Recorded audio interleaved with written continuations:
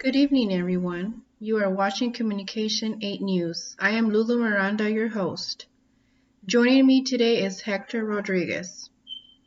Communication 8 News, and I request a moment of silence to all the families who have lost their loved ones because someone was driving under the influence. Thank you. We have a special report about alcohol and driving. How did alcohol start? Fermented grain fruit juice and honey have been used to make alcohol, or called ethanol. Fermented beverages existed in the early Egyptian civilization. In the 16th century, alcohol was used largely for medicinal purposes. In the 19th century brought a change in attitudes, and temperance movement began promoting the moderate use of alcohol, which ultimately became a push for total prohibition. In 1920, the U.S. passed a law prohibiting the manufacture, sale, import, and export of intoxicating liquors. The illegal alcohol trade boomed, and by 1933 the prohibition of alcohol was canceled. Some information you should know about alcohol. Alcohol is a central nervous system depressant. This means that it is a drug that slows down brain activity. It can change your mood, behavior, and self-control. It can cause problems with memory and thinking clearly. In addition, it can affect your coordination and physical control. Alcohol also has effects on the organs in your body. For example, it can raise your blood pressure and heart rate.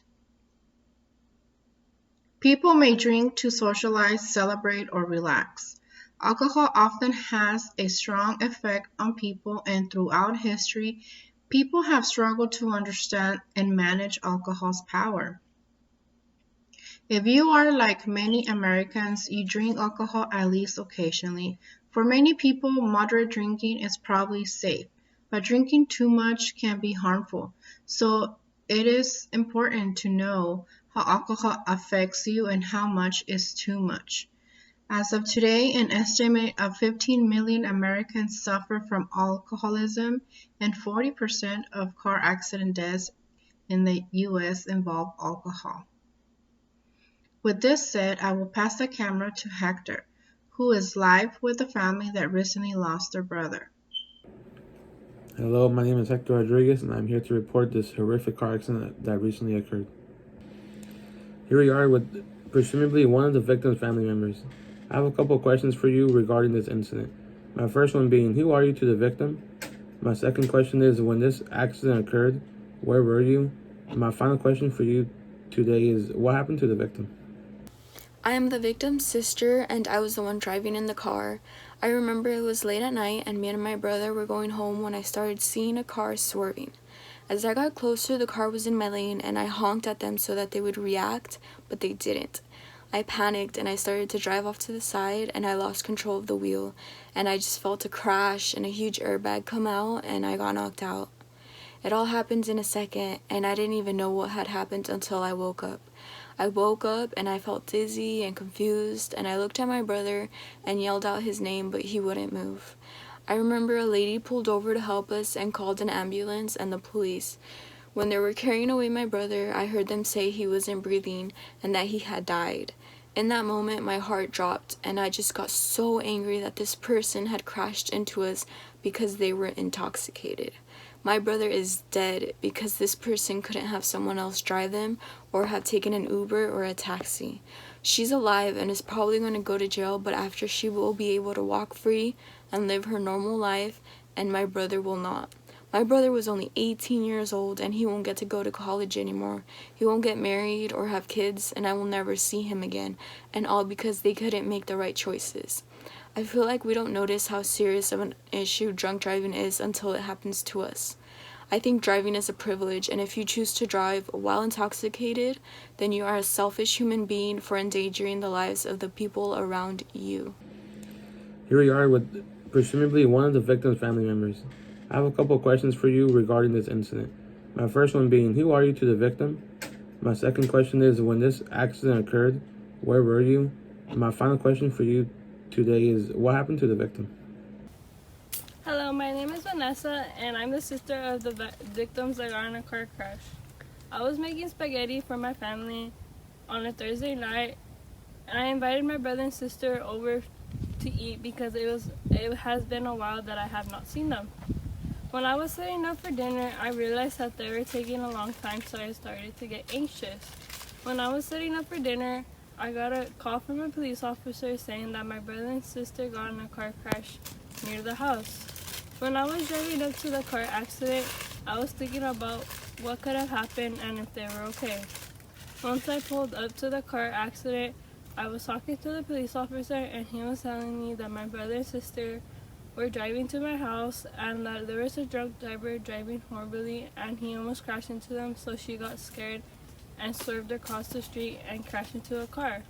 He told me that he talked to my sister and she seemed to be fine, but she only had a few broken bones and that she wasn't really feeling well. And when I asked about my brother, he didn't really want to tell me anything about him, so he told me to go talk to my sister. When I went to go check up on my sister, she seemed to be sad and something was very wrong. I asked her what happened to our brother, and she said that because he was in the passenger seat, he got hit pretty bad and that he didn't really react and that he passed away. Hello, I'm here at the scene of crime with Officer Mateus, and I have a couple of questions to ask you. My first question is, what do you know about drunk driving?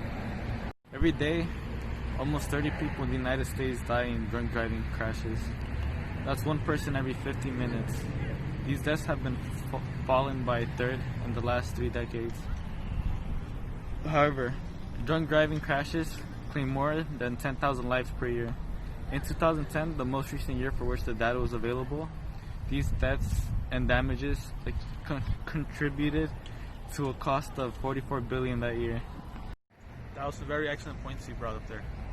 Another question I have is, how can you be a responsible driver? Plan your safe ride home before you start the party.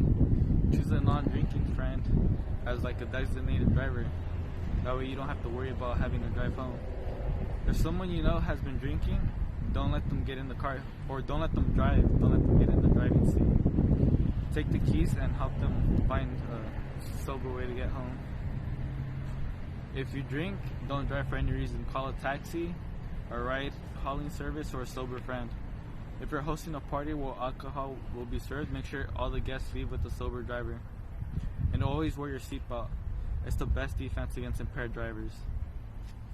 My final question for you is, what are some of the consequences of drunk driving?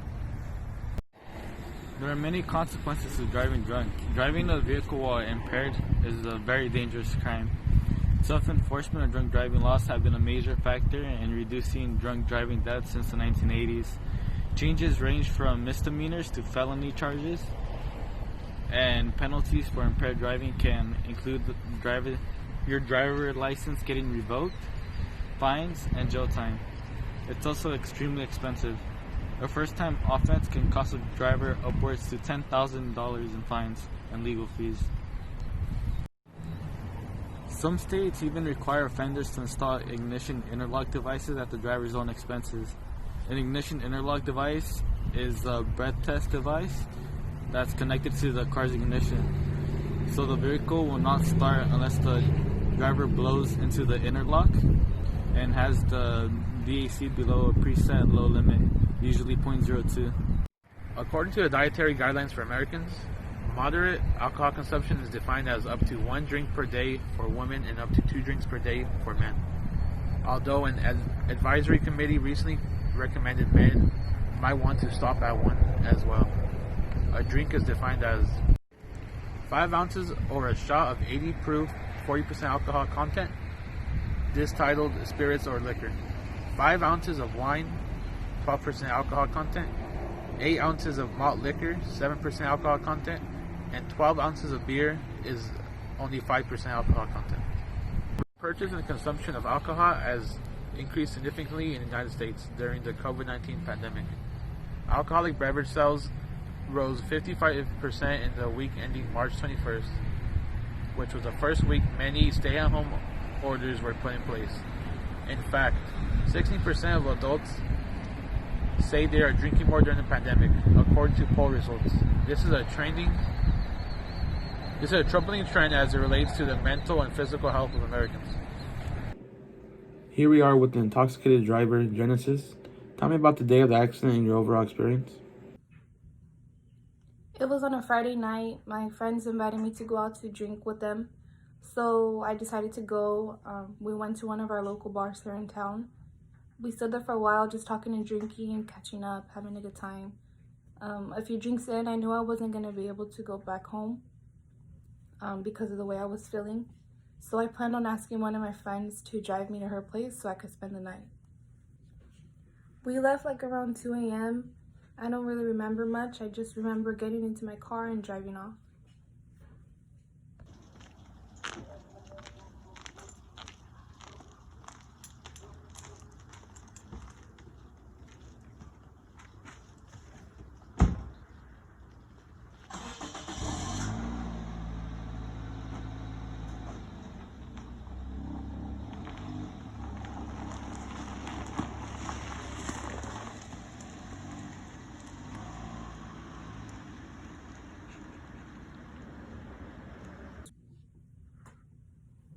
All I remember seeing is a vehicle coming at me and hearing the vehicle honk repeatedly. And when I went to hit the brakes, it was too late. I had no control over my car or anything. They tested me to see how much I was intoxicated, and right after they arrested me and sent me to jail. When I got there, they put me into a cell. One of the officers came up to me and told me with such anger I had to go tell 3 kids and a whole family that their loved ones weren't coming home. And after hearing that, I broke down and I cried, and I just remembered being mad at myself because of the selfish act that I did, and not thinking of the consequences. Currently, I'm being charged with manslaughter in the 2nd degree. I'm looking at doing approximately 20 years in prison. I'm still trying to process everything. What I do have to say to the family is I'm sorry for what I have done and by causing them such pain and suffering. It's hard to live with what I have done. I admit that it was a very selfish act of my behalf, getting behind the wheel and putting not only my life in danger but the lives of others. And I don't expect an apology, because I'm still trying to forgive myself for what I have done.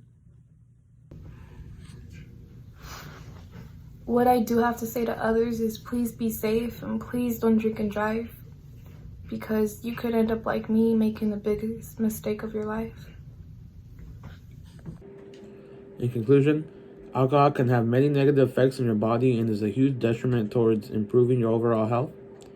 Alcohol has effects both short-term and long-term on almost every single organ of your body. Overall, the evidence suggests that there is no safe limit. In fact, the risk of damage to your health increases with each drink of alcohol consumed.